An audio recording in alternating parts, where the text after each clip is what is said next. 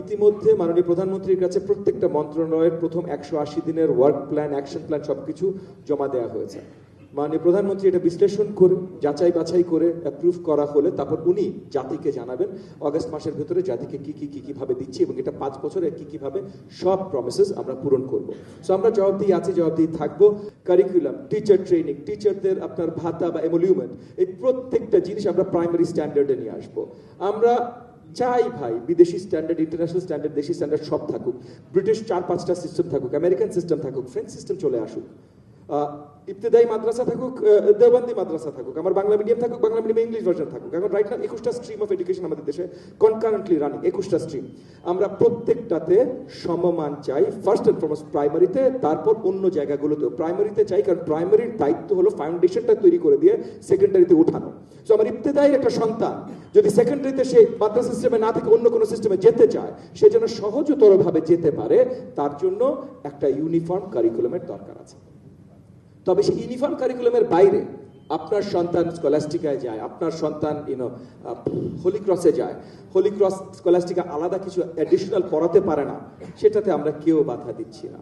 আমি পার্সোনালি বিশ্বাস করি, এবং আজকে এখানে যারা আছেন, আমি একবারই একটু দেবব্রত দাকে একটু রিকোয়েস্ট করে রাখি, এপ্রিল মাসের প্রথম সপ্তাহে বাংলাদেশের শিক্ষা ব্যবস্থার উপরে আমার একটা বই বের হবে। তো আমি দেবব্রত দা এবং আজকে এখানে পোডিয়ামে যে স্টেজে যারা আছেন সবাইকে দাওয়াত জানিয়ে রাখছি।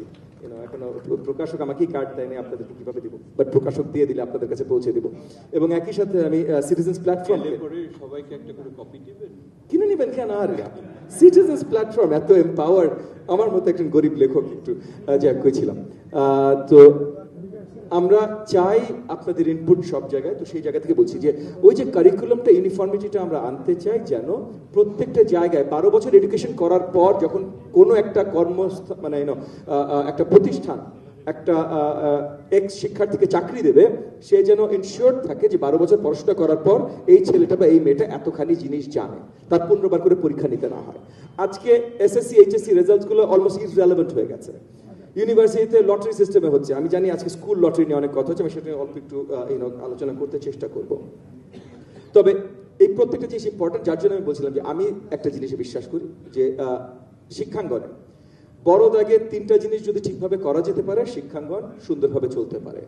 You have to look at the curriculum, the classroom and consistency. সবগুলোই বড়, কারিকুলাম ছোট জিনিস না। কারিকুলামে কি যাবে, কিভাবে যাবে, কেন যাবে, টেক্সট বুক কি হবে, সবকিছু কারিকুলামের ভেতরে যায়। ক্লাসরুমে টিচার কে হবে, টিচারের ট্রেনিং কি হবে, টিচার খুশি কি না, ক্লাসরুম এনভায়রনমেন্ট কি হবে, ক্লাসরুমের টেকনোলজি কি হবে, সবকিছু ক্লাসরুমের ভেতরে যায়। কিন্তু 3 নম্বরটাও কিন্তু অত্যন্ত গুরুত্বপূর্ণ। অ্যাক্রস দ্য বোর্ড এই কনসিস্টেন্সিটা মেনটেন করতে হবে। আপনি দেওবন্দিতে একটা করেন, মানে আলিয়াতে একটা করেন, বাংলা মিডিয়ামে একটা করেন, ইংলিশ মিডিয়ামে একটা করেন, তাহলে আপনি সুন্দর একটা শিক্ষা ব্যবস্থা পাবেন না।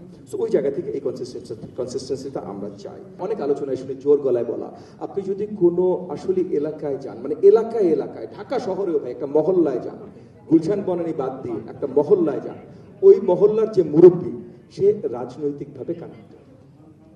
আপনি যদি বলেন যে রাজনৈতিকভাবে কানেক্টেড কাউকে আমরা দিব না, তাইলে আর কোনো মুরব্বীকে আপনি কোনো কমিটিতে বসাইতে পারবেন না।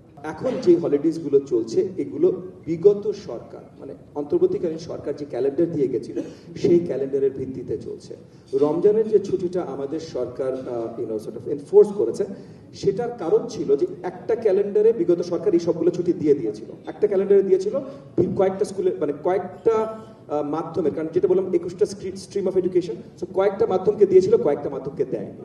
সো আমরা ইউনিফর্মিটি আনার জন্য আমরা সবার জন্য দিয়ে দিয়েছি, কিন্তু এই ছুটিটা আমরা দিইনি। এই ছুটিটা বিগত ইন্টারিম সরকারের ক্যালেন্ডারে ছিল। 26-27 থেকে আমাদের ক্যালেন্ডার আসবে এবং আমরা চেষ্টা করবো, আজকে আপনাদেরকে প্রমিস করে দিচ্ছি, আমরা চেষ্টা করবো আপনাদের সাথে কনসালটেশনের মাধ্যমে, কারণ আমরা ইংলিশ মিডিয়াম, আইবি এদের সাথেও বসেছি। আইবি স্কুলগুলো এসছে যে ওরা টিচার বিদেশ থেকে আনতে হয় এবং টিচারদেরকে আগে থেকে ডেট দিয়ে রাখতে হয়।